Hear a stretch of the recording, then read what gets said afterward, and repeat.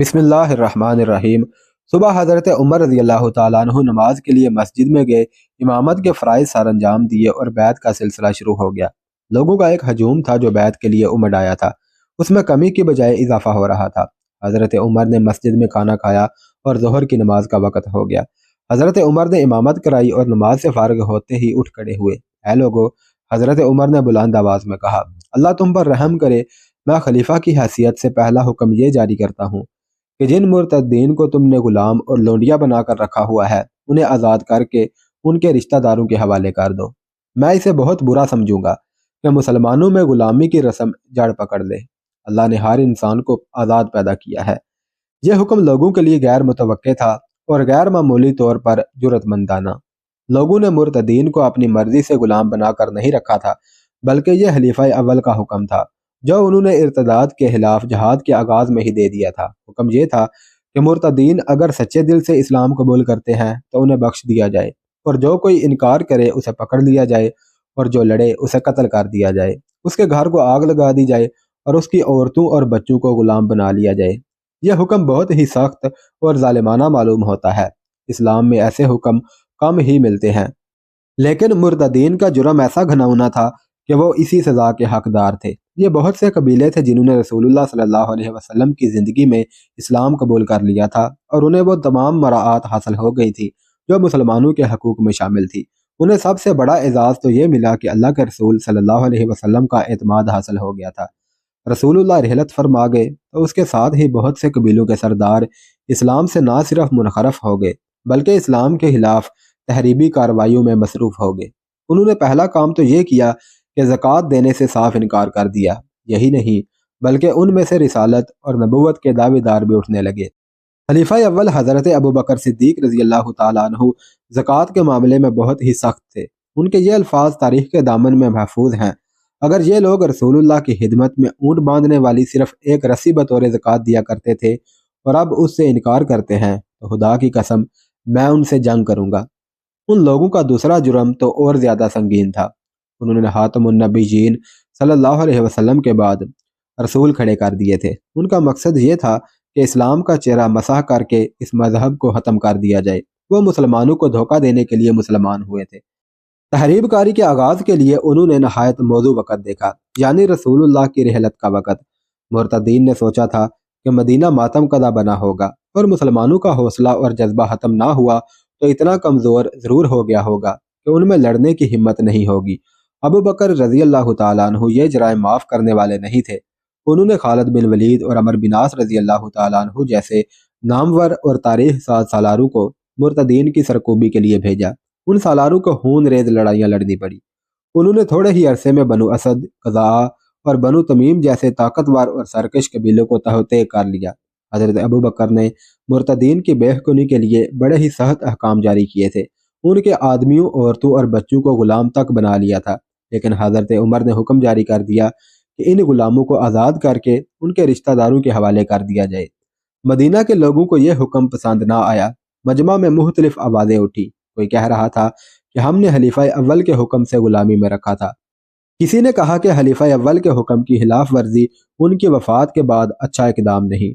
مورخوں نے مختلف حوالوں سے رائے دی ہے کہ مرتدین نے اپنے عزائم اور مقاصد میں شکست کھائی تو ان میں بہت سے تائب ہو کر سچے دل سے مسلمان ہو گئے تھے جن کو غلام بنا لیا گیا تھا۔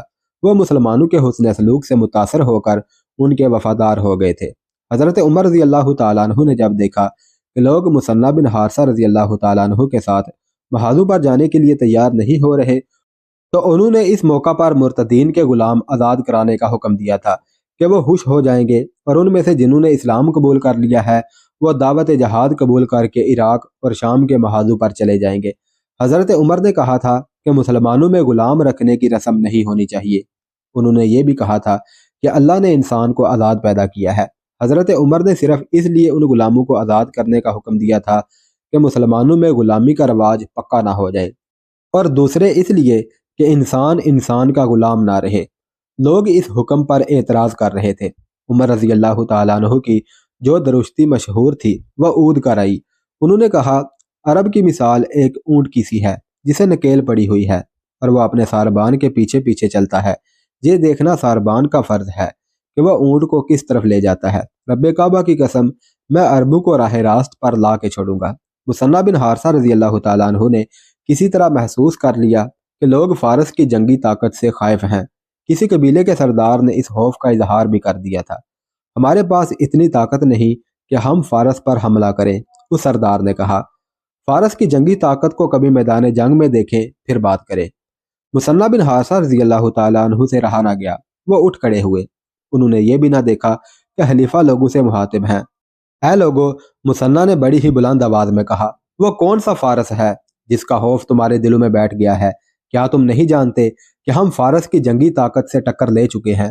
ہم نے فارس کے باہر اس کی سلطنت کے ایک بہترین حصے پر قبضہ کر رکھا ہے۔ ہم فارسیوں کو کئی لڑائیوں میں شکست دے چکے ہیں۔ ہم نے بابل کے کھنڈرات میں فارسیوں کو شکست دی ہے، لیکن یہ مشکل پیش آ گئی ہے کہ فارس کے بادشاہ نے اپنی ہاری ہوئی فوج کے لیے کمک بھیج دی ہے، مگر ہم کمک سے محروم ہیں۔ کیا تم یہ بھی نہیں کر سکتے کہ جو مجاہدین شہید ہو گئے ہیں ان کی کمی پوری کر دو؟ تمہارے دل اتنے پتھر کیوں ہو گئے ہیں کہ جو اللہ کی راہ میں کفر کے خاتمے کے لیے لڑتے ہوئے زخمی اور چھلنی ہو کر بیکار ہو گئے ہیں ان کی خالی جگہ پر نہیں کرتے؟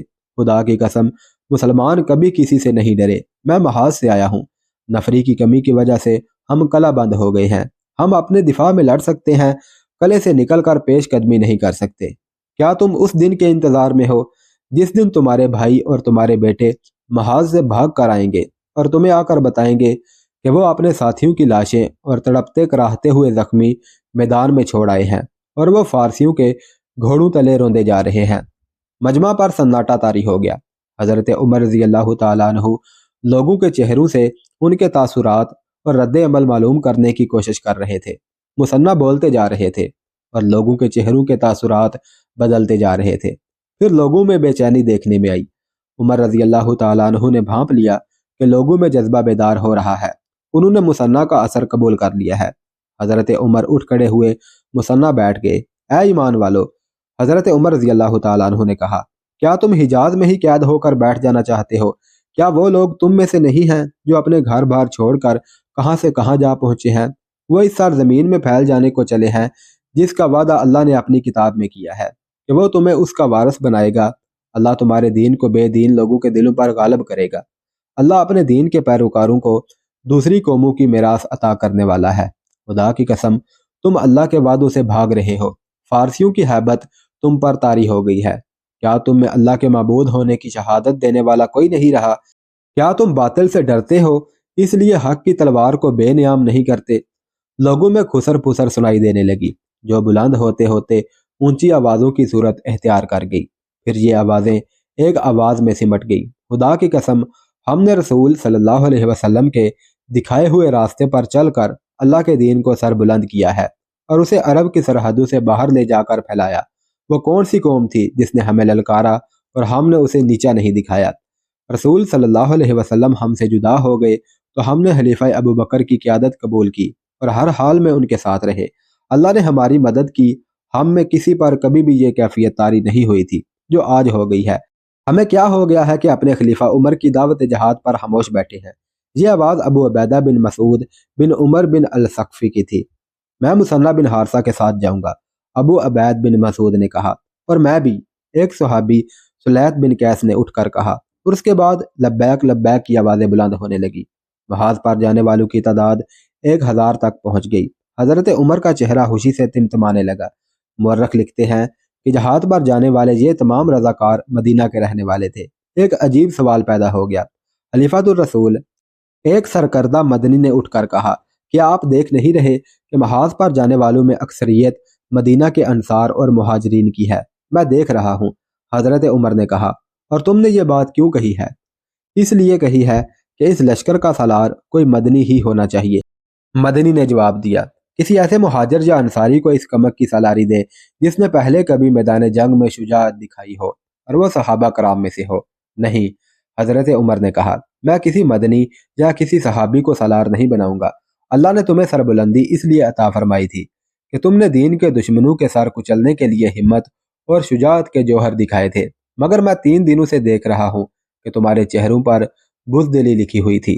تم دشمن کے سامنے جانے سے ڈر رہے تھے، تو کیا سالاری اور امارت کے لیے اس شخص نے برتری حاصل نہیں کر لی جو اپنے دین کی حفاظت اور فروغ کے لیے سب سے پہلے آگے آیا۔ خدا کی قسم، اس لشکر کا امیر یہی شخص ہوگا۔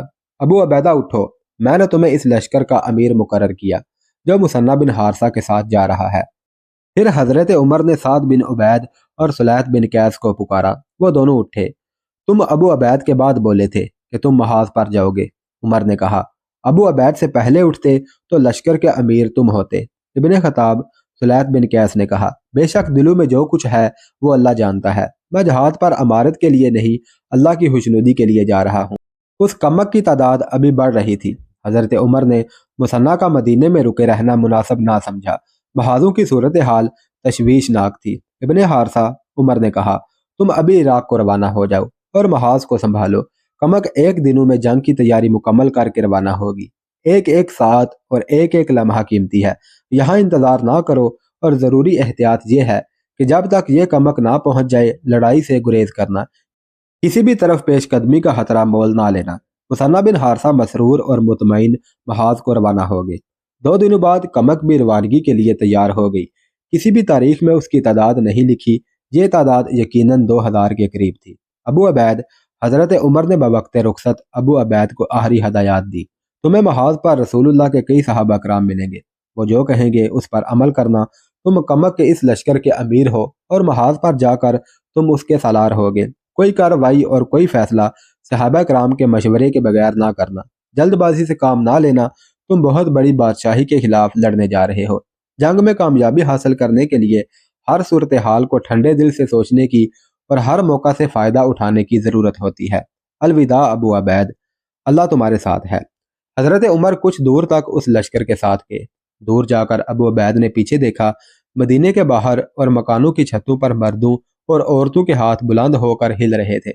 کمک کا مسئلہ حل ہو گیا تو حضرت عمر نے اپنے اس حکم پر توجہ مرکوز کر لی کہ ارتداد کے خلاف جہاد کے دوران جن مرتدین کو غلام بنایا گیا تھا انہیں آزاد کر دیا جائے۔ ان غلاموں کے آقا اس حکم پر خوش نہیں تھے، لیکن عمر اپنے احکام منوانا جانتے تھے۔ انہوں نے اپنے انتظام کے تحت گھر گھر اپنا یہ حکم پہنچایا کہ غلاموں کو آزاد کر دیا جائے۔ لوگ غلاموں کو آزاد کرنے لگے۔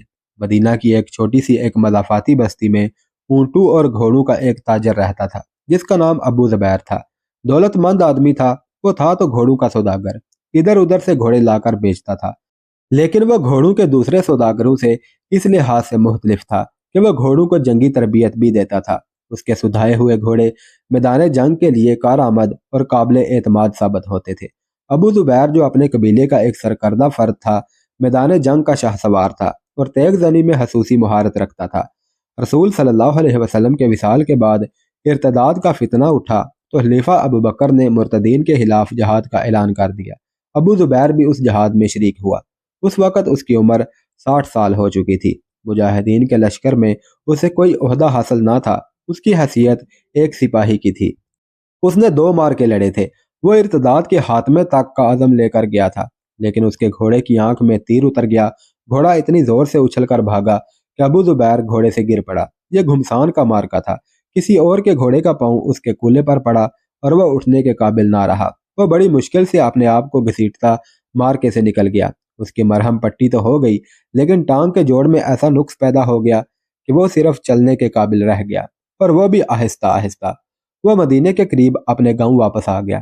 وہ خالی ہاتھ واپس نہیں آیا تھا، اس کے ساتھ مرتدین کی ایک ادھیڑ عمر عورت اور اس عورت کی بیٹی تھی جس کی عمر 17-18 سال تھی۔ اس کے قبیلے کے چند ایک آدمی اس کے ساتھ جہاد میں شریک تھے۔ ابو زبیر زخمی ہو گیا اور مدینہ کو واپس جانے لگا تو اس کے قبیلے کا ایک آدمی اس ادھیڑ عمر عورت اور اس کی نوجوان بیٹی کو ساتھ لیے اس کے پاس آیا۔ یہ مال غنیمت ہے ابو زبیر، اس آدمی نے کہا، اس کے اہل تم ہی ہو۔ یہ ماں بیٹی لونڈیاں ہیں، ہم انہیں کیا کریں گے؟ یہ تم جیسے خوشحال سوداگر کے گھر میں ہی اچھی لگتی ہیں۔ ابو زبیر کا زخم ٹھیک ہو گیا اور وہ کام کاج کے قابل ہو گیا، لیکن میدان جنگ کے قابل نہ ہو سکا۔ اب وہ آہستہ آہستہ چلتا تھا۔ اس کی 3 بیویاں تھیں جن سے اس کے 7 بیٹے تھے۔